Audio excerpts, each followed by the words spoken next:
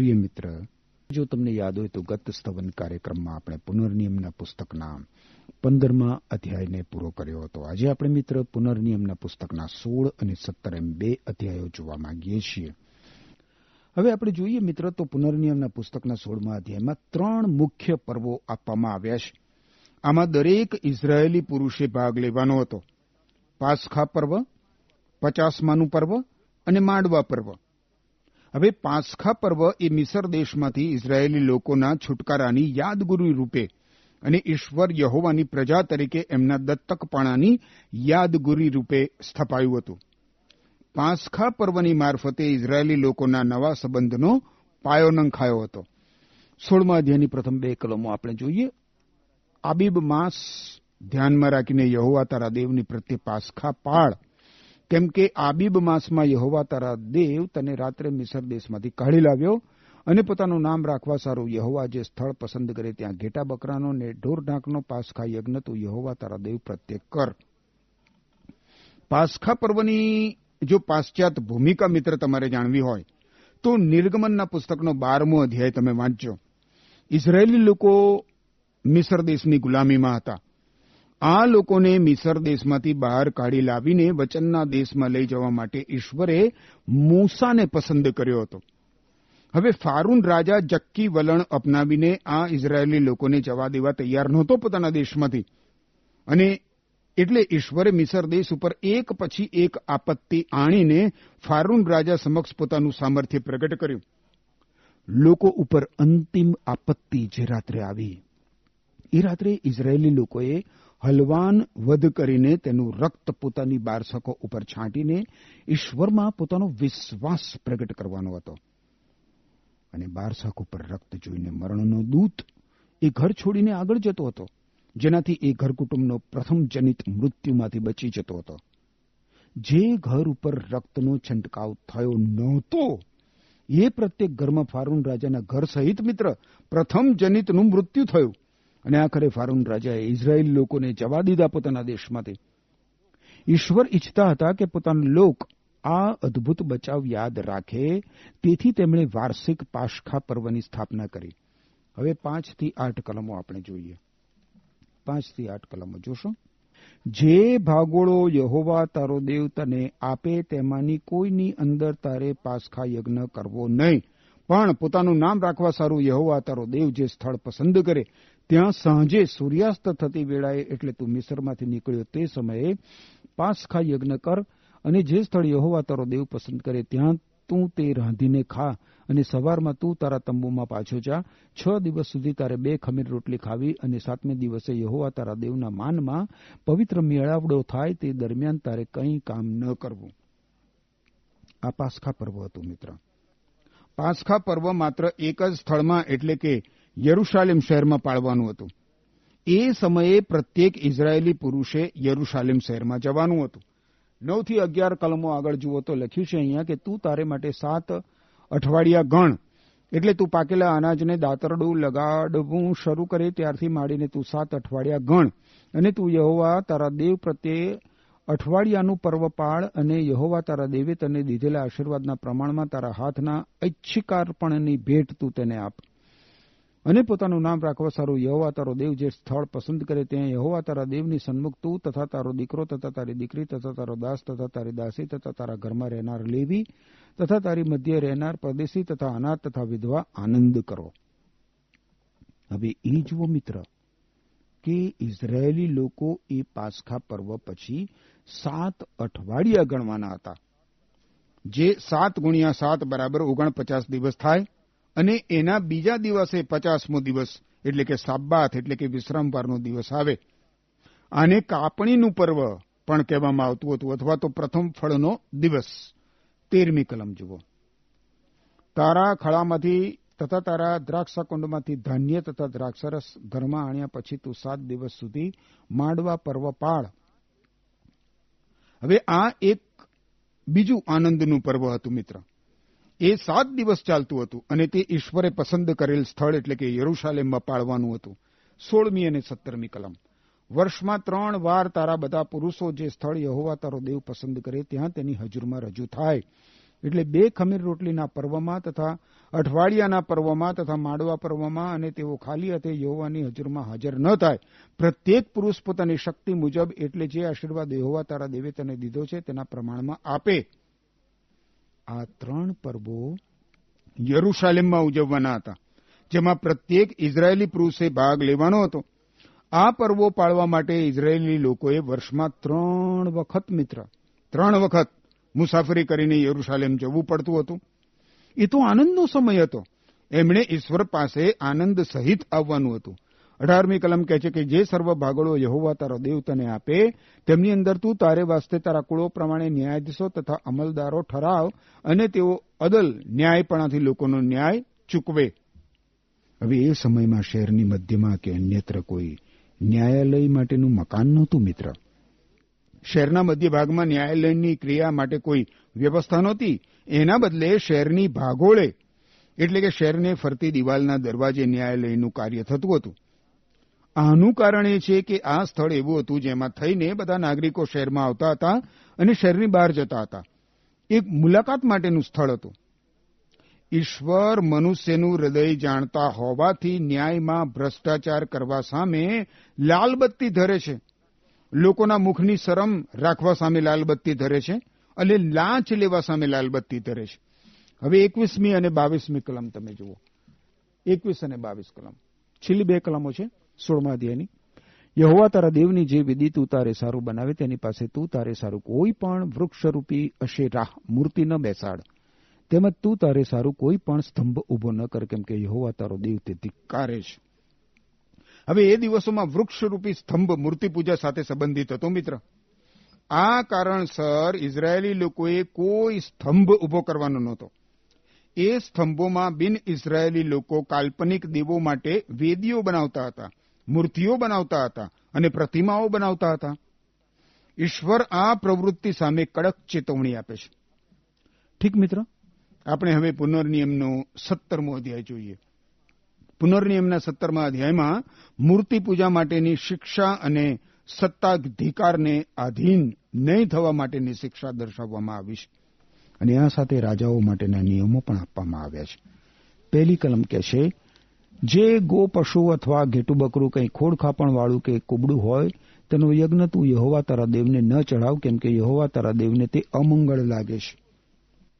ઈશ્વરે કહ્યું હતું મિત્ર કે દરેક પ્રાણીનું પ્રથમ જનિત ઈશ્વરનું હતું. ઈશ્વરે ઇઝરાયેલી પ્રજાને એ પણ કહ્યું હતું કે એમને અર્પણ કરવાના બલિદાનનું પ્રત્યેક પ્રાણી ખોડ ખાપણ વગરનું હોવું જોઈએ. જૂના કરારના આખરી પુસ્તક માલાખીમાં ઈશ્વરે એમના લોકો ઉપર જે આરોપો મૂક્યા એની યાદી આપવામાં આવી છે મિત્ર. અને સૌ પ્રથમ આરોપ એ હતો કે ઇઝરાયેલી લોકો ઈશ્વરને બીમાર પ્રાણીઓ અર્પણ કરતા હતા. આપણે મિત્ર પ્રત્યેકે પોતપોતાની જાત તપાસ કરવાની જરૂર છે.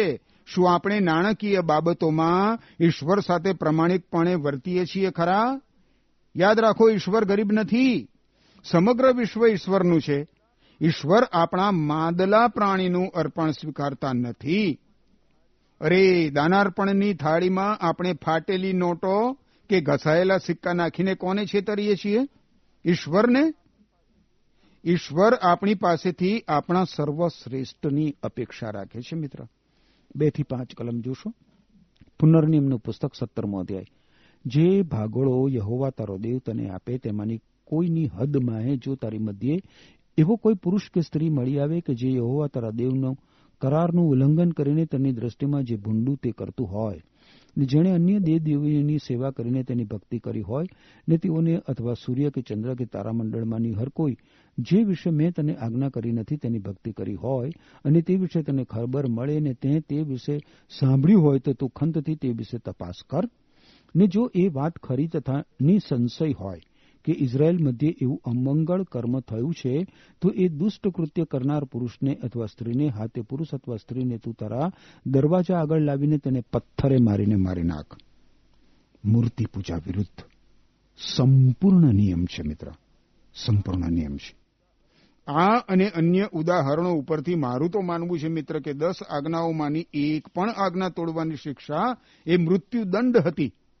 મૃત્યુદંડ. એ દિવસોમાં વિવિધ સંસ્કૃતિઓમાં મૂર્તિ પૂજા સર્વસામાન્ય હતી મિત્ર. લોકો સર્જનહારની આરાધના ભક્તિ કરવાને બદલે સૃષ્ટિ અને સર્જનની પૂજા ભક્તિ કરતા હતા. આ બધાની શરૂઆત ક્યાં થઈ હતી? મને લાગે છે કે બાબેલના બુરુજ પાસે આની શરૂઆત થઈ હતી. બાબેલનો બુરુજ ઈશ્વરનો વિરોધ કરનાર લોકો માટે એકત્રિત થવાનું સ્થળ હતું. ઈશ્વરે જળ પ્રલય મોકલ્યો હતો અને તેમની માન્યતા પ્રમાણે સૂર્યએ ક્યારેય જળ પ્રલય મોકલ્યો નહોતો, એટલે એ લોકો હવે સૂર્યની પૂજા કરતા હતા. લોકો સૂર્યની, ચંદ્રની અને તારાઓની પૂજા કરતા હતા. 6ઠ્ઠી કલમ કહે છે, 2 સાક્ષીઓના કે 3 સાક્ષીઓના કહેવાથી મરનારને દેહાંત દંડ દેવામાં આવે, એક જ સાક્ષીના કહેવાથી તેને દેહાંત દંડ દેવામાં ન આવે. તમે જુઓ મિત્ર, ઈશ્વર કેવી કાળજીપૂર્વક નિર્દોષનું રક્ષણ કરે છે. કોઈ પણ માણસને દોષિત ઠરાવવા માટે 2 કે 2 થી વધારે સાક્ષીઓની જરૂર પડતી હતી. સામાજિક વ્યવસ્થામાં ઇઝરાયેલી લોકોએ ઈશ્વર દ્વારા નિયુક્ત થયેલી યાજક અથવા તો ન્યાયાધીશ સમક્ષ પોતાનો કેસ લઈ જવાનો હતો. 8મી કલમ શું કહે છે? જો ખૂન વિશે કે દાવા વિશે કે વ્યથા વિશે વાદી પ્રતિવાદી વચ્ચે એવો મુકદ્દમો ઉભો થાય કે તેનો ઇન્સાફ તરાથી થઈ શકે તેમ ન હોય ને તે તકરારી બાબતો તારી ભાગોળોની અંદર બની હોય, તો તારે ઉઠીને યહોવા તારા દેવ જે સ્થળ પસંદ કરે ત્યાં જઈને લેવી યાજકો પાસે તથા તે વખતે જે ન્યાયાધીશ હોય તેની પાસે જઈને પૂછવું અને તેઓ તને તે મુકદ્દમાનો ફેંસલો કરી બતાવશે. જો 2 માણસો કોઈ અગત્યની બાબત ઉપર સંમત થાય નહીં અને બંને પક્ષોમાં એક સરખા સચોટ પુરાવાઓ ઉપલબ્ધ હોય તો પછી કેસનો નિકાલ કેવી રીતે કરવો? 9 થી 19 કલમો જુઓ. ત્યાં જઈને લેવી યાજકો પાસે તથા તે વખતે જે ન્યાયાધીશ હોય તેની પાસે જઈને પૂછવું અને તેઓ તને તે મુકદ્દમાનો ફેંસલો કરી બતાવશે અને જે સ્થળ યહોવા પસંદ કરે ત્યાંથી જે ફેંસલો તેઓ તને બતાવે તેના તાત્પર્ય પ્રમાણે તારે કરવું અને જે બધું તેઓ તને શીખવે તે પ્રમાણે કાળજી રાખીને તારે કરવું. જે નિયમો તેઓ તને શીખવે તેની મતલબ પ્રમાણે ને જે ચુકાદાઓ તેઓ તને કરી બતાવે તે પ્રમાણે તારે કરવું. જે ફેંસલો તેઓ તને કરી બતાવે તેનાથી તું ડાબે કે જમણે મરડાઈશ નહીં. અને જે માણસ ઉન્મત્તાઈ કરીને જે યાજક ત્યાં યહોવા તારા દેવની આગળ સેવા કરવાને ઉભો રહે છે તેનું અથવા ન્યાયાધીશનું ન સાંભળે તે માણસ માર્યો જાય. અને એવી રીતે તારે ઇઝરાયેલમાંથી દુષ્ટતા દૂર કરવી. પછી શું કહે છે? અને સર્વ લોકો તે સાંભળીને ડરશે ને ફરીથી કદી કોઈ ઉન્મત્તાઈ કરશે નહીં. યહોવા તારો દેવ જે દેશ તને આપે છે તેમાં જ્યારે તું પહોંચે ને તેનું વતન લઈને તેમાં વસે ને એમ કહે કે મારી આસપાસની સર્વ દેશ જાતિઓની માફક હું મારે માથે રાજા ઠરાવીશ, તો જેને યહોવા તારો દેવ પસંદ કરે તેને જ તારે રાજા ઠરાવવો. તારા ભાઈઓમાંથી એકને તારે શિર રાજા ઠરાવવો. કોઈ પરદેશી કે જે તારો ભાઈ નથી તેને તું તારે શિર રાજા ઠરાવતો નહીં. ફક્ત એટલું જ કે તે પોતાને સારું ઘોડાનો જથ્થો ન વધારે ને પોતાના ઘોડાનો જથ્થો વધારવાની મતલબથી લોકોને તે મિસરમાં પાછા ન મોકલે, કેમ કે યહોવા તમને કહ્યું છે કે તમારે હવે પછી કદી એ રસ્તે પાછા જવું નહીં. તેમજ તે ઘણી સ્ત્રીઓ કરે નહીં, એ માટે કે તેનું મન ભમી ન જાય. તેમજ તે પોતાને સારું સોનું રૂપું અતિશય ન વધારે. અને જ્યારે તે તેના રાજ્યસને બેસે ત્યારે એમ થાય કે તે પોતાને સારું લેવી યાજકો પાસેથી આ નિયમની નકલ પુસ્તકમાં ઉતારે અને તે તેની પાસે રહે ને તે તેના આયુષ્યના સર્વ દિવસો પર્યંત તેમાંથી વાંચે કે તે યહોવાનો ડર રાખતા શીખીને આ નિયમના સર્વ વચનો તથા વિધિઓ પાળીને તેનો અમલ કરે.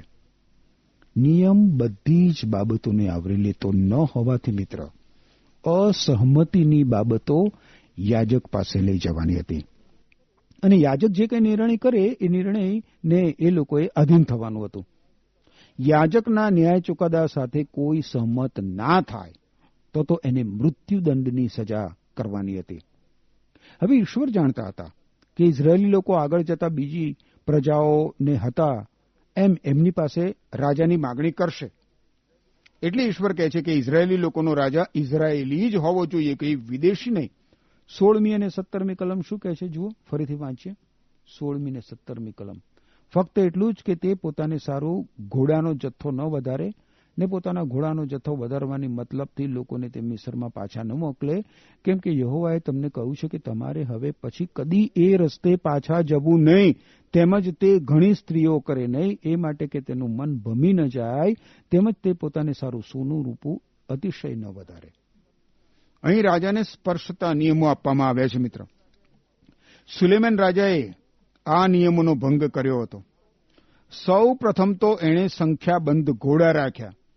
ઘોડાના ઉછેરથી રાજા મિસર દેશ સાથે સંકળાઈ ગયો, કારણ કે મિસર દેશમાં ઘોડાના ઉછેરનો ઉદ્યોગ વિપુલ પ્રમાણમાં હતો. અને એ પછી સુલેમાન રાજાએ અનેક પત્નીઓ રાખી. ઈશ્વરે ઘણા સમય અગાઉથી આ બાબત સામે લાલ બત્તી ધરી હતી, એમ છતાં સુલેમાન રાજાને ઘણી પત્નીઓ હતી. એની પત્નીઓ એનું હૃદય ઈશ્વરથી પછી તો દૂર ફેરવી નાખ્યું. મિત્ર, અને ત્રીજી બાબત એ હતી કે એ સમયનું સોનું અને ચાંદી જેટલું ઉપલબ્ધ હોય એટલું બધું એકત્રિત કરી લેવું, એની સામે ઈશ્વરે ચેતવણી આપી. અને એમ છતાં સુલેમાન રાજાએ એવું જ કર્યું. સુલેમાન રાજાએ પોતાને માટે સોનું ચાંદી એકત્રિત કરી જ રાખ્યું. 18 થી 20 કલમો શું કહે છે જુઓ. અને જ્યારે તે તેના રાજ્યસને બેસે ત્યારે એમ થાય કે તે પોતાને સારું લેવી યાજકો પાસેથી આ નિયમની નકલ પુસ્તકમાં ઉતારે, અને તે તેની પાસે રહે, ને તે તેના આયુષ્યના સર્વ દિવસો પર્યંત તેમાંથી વાંચે, કે તે યહોવાનો ડર રાખતા શીખીને આ નિયમના સર્વ વચનો તથા વિધિઓ પાળે અને તેનો અમલ કરે. એ માટે કે તેનું હૃદય તેના ભાઈઓ પ્રત્યે ગર્વિષ્ઠ ન થઈ જાય, ને તે આજ્ઞાથી તે ડાબે કે જમણે ભટકી ન જાય. એ સારું કે ઇઝરાયેલ મધ્યે તેના રાજ્યમાં તેની તથા તેના ફરજંદની આવરદા વધે. ઇઝરાયેલી લોકોનો રાજા ઈશ્વરના વચનોમાં ખૂંપેલો હોવો જોઈએ. એની પાસે ઈશ્વરના નિયમનું પુસ્તક હોવું જોઈએ, અને તેના સમગ્ર જીવન દરમિયાન પ્રત્યેક દિવસ તેણે તે વાંચવું જોઈએ. અને આપણે માટે પણ મિત્ર, ઈશ્વરે આપણા હાથોમાં એમના પવિત્ર વચનો આપણી જ માતૃભાષામાં બાઇબલમાં આપ્યા છે. એ બાઇબલમાંના ઈશ્વરના જીવંત અને પવિત્ર વચનોનું દિવસ રાત મનન કરવા માટે ઈશ્વર તમને અને મને કૃપા આપે. આમેન.